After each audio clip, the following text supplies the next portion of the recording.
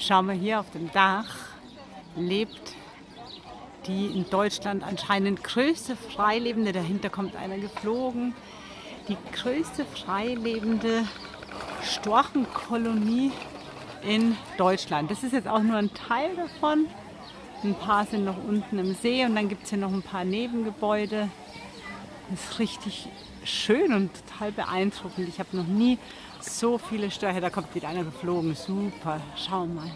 Noch nie so viele Störche auf dem Haufen gesehen.